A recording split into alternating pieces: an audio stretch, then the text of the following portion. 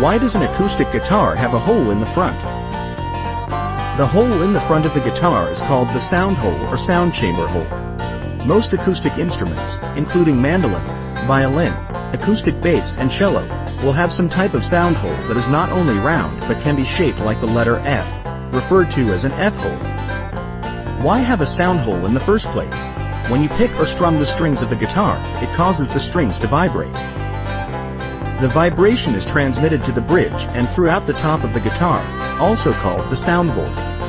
That vibration then travels to the sides and the back of the guitar. When this happens, the vibration resonates with the air in the guitar body, also called the sound chamber, and pushes that sound out through the sound hole. This is why those in front of the guitar hear it better than behind the guitar, as there is no hole for the sound to travel from. Now we know why there is a hole in an acoustic guitar. Like and subscribe. Looking to start a band? Check out our brand new video to your left. Now you can get that band started, just like you have always dreamed of.